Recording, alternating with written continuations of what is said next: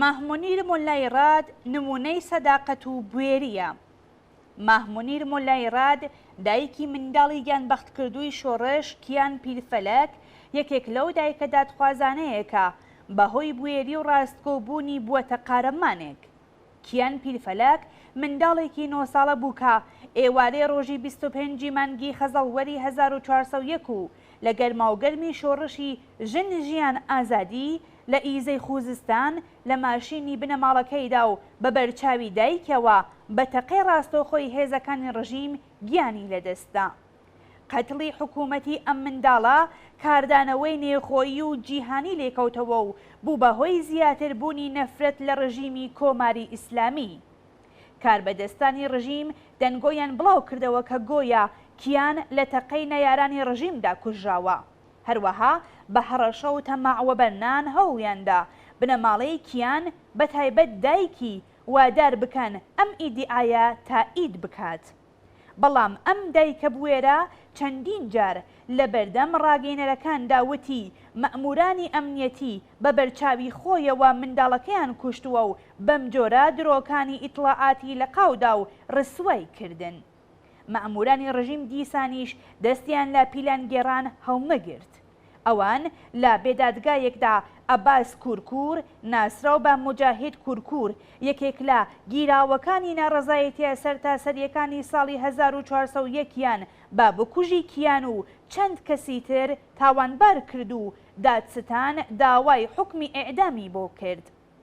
ماهمونیر مۆلای ڕاد بەل لە دەرچوونی حکمی ئیعدام لە کردارێکی بێوێنەدا بە بڵاوکردنەوەی وێنەیەک لەگەڵ دایکی مجاهید کورکور پشتیوانی لێکرد و نووسی کە کوژرانی منداڵەکەی کاری ئەو نییە. بەڵام قووەی قەزاییە لە تاریخی هەینی 18 مانگی خاکەلەوەی ئەمساڵ هەواڵی دەرچوونی حکمی ئیعدامی مجاهید کورکوری بە تاوانی محاریبە و فسادی فیل ئەرز بڵاو کردەوە. ماهمونیر بە لەم کردارە وەک دایکێکی دادخوازی چالاک لە مەراسمی ئەسپەردەکردنی منداڵەکەی وێڕای گێڕانەوەی شێوازی کوژرانی کیان پیرفەلەک و تەقەکران لە ماشینەکەیان لەلایەن پۆلیسەوە شێعرێکی منداڵانەی بە ناوەرۆکی ڕەخنە لە حاکمیەت و ڕوو لە خامنەئی ڕێبەری کۆماری ئیسلامی خوێندەوە. ئیدارەی ئاموزش و پەروەرش بەهۆی چالاکی و کردداری خەباتکارانەی ئەم ژنە بوێرەی لەسەر کار دەرکرد.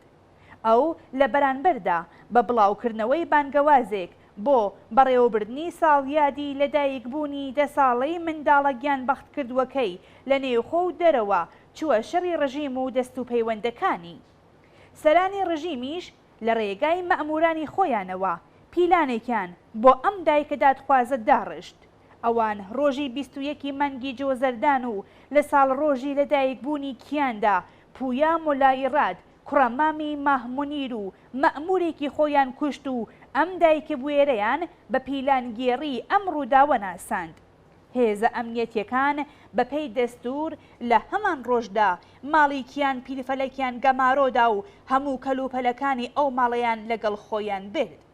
ئەوان حیسابەکانی ماهمونیریان لە تۆڕە کۆمەڵایەتیەکان داخست و هەوڵیاندا ئیمکاناتی پەیوەندی لەگەڵ کەسوکاریشی لێ زەوت بکەن. ئەم کردارە سەرکوتگەرانەیە لە نێوخۆ و دەرەوە ناڕەزایەتی بەرینی لێکەوتەوە.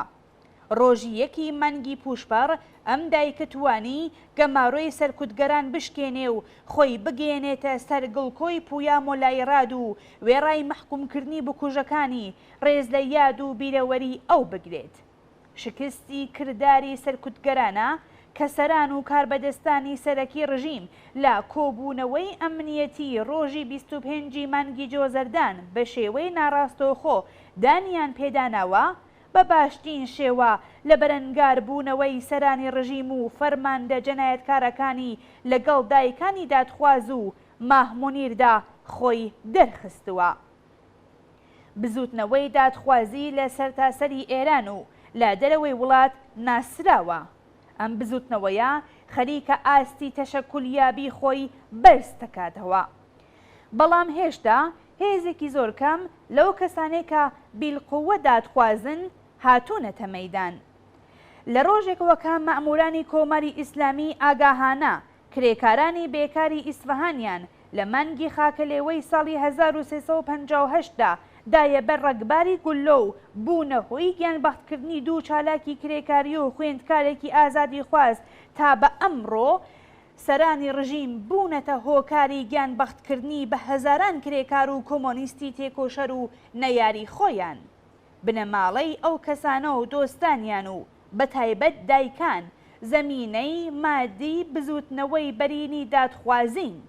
لەم نێوانەدا دایکانی پێشمەرگا لە کوردستان، دایکانی خاوەران، دایکانی 1388 ناسرۆ بە دایکانی مەیدانی لالا، دایکانی دادخواز، دایکانی 96 و 98 و دایکانی شۆڕشی ژینا ناسراون.